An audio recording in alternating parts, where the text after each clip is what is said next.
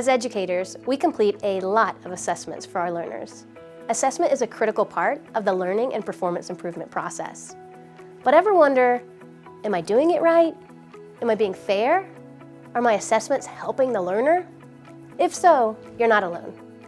Hi, I'm Amy Gardner, Associate Dean for Faculty Development and Director of the Academy of Medical Educators here at the University of Colorado School of Medicine.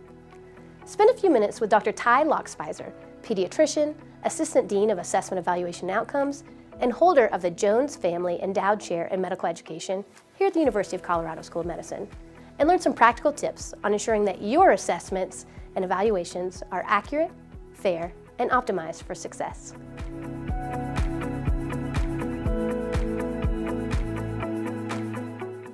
I like to say that assessment drives education. Maybe that's just because of my role in the medical school, but I also know that assessment impacts so many different areas of education. It's not just about the student, but it's also about how we as a program improve, and ultimately, assessment is how we assure that all of our graduates are providing the exceptional care that we expect from the University of Colorado. Based on this, we as educators must ensure that we assess thoughtfully, accurately, and equitably. Unfortunately, there are multiple studies from across the U.S. that show differences in clinical grades based on gender, race, and ethnicity. These differences are more pronounced when looking at standardized assessments like STEP exams or shelf exams compared to clinical assessments. But it can also be found in the words used to describe learners and the narrative of comments included in assessments. These differences, although small, may impact future opportunities for learners, as there has been a demonstrated amplification cascade in which one small difference can add up to a larger and more impactful difference in later grades or future opportunities. I'm Ty Lockspeiser, Professor of Pediatrics, Assistant Dean of Assessment, Evaluation, and Outcomes, and the Jones Family Endowed Chair of Medical Education at the University of Colorado School of Medicine. In the next few minutes, I want to share with you some evidence-based tips for ensuring equity in assessment. But first, what is equity in assessment and why does it matter? Equity is about more than just how we fill out the assessment forms, but it also involves how we interact with our learners.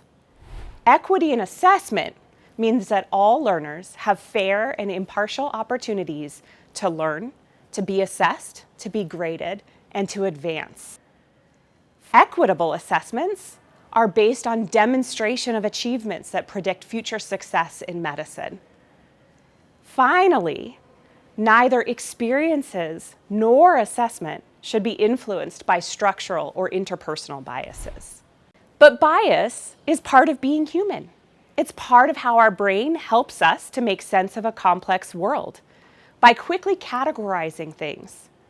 It allows us to have shortcuts for making quick decisions and quickly taking action. One of the most common types of bias is affinity bias, in which we are drawn to people who we think are similar to us. If I think that I'm pretty good, that someone who is like me is also good. The challenge with affinity bias is that learners with identities that are historically underrepresented in medicine have fewer individuals who are similar to them, which means that they can't benefit from affinity bias. This is only one type of bias, but one that is very helpful to think about in assessment. The key message is that we all have biases. We can't get rid of them. However, we do want to prevent bias from creeping into our assessments, as that can be extremely problematic. Here are a few strategies from the literature that can help reduce bias in our assessments. First, work to find a common ground and similarities with all learners. It's easy for us to connect and assign positive attributes to those who are like us, affinity bias.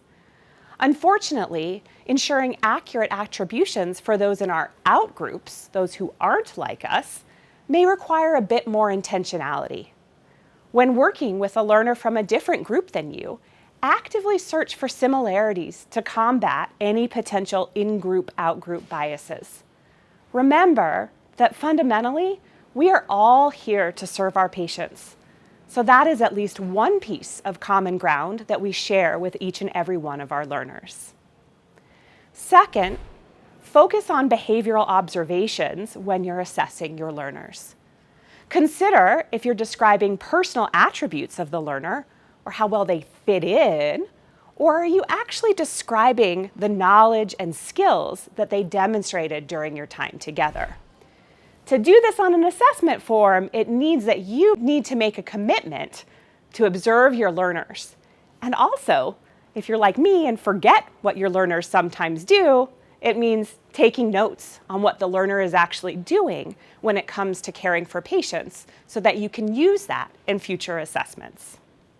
Third, I encourage everyone to practice perspective taking.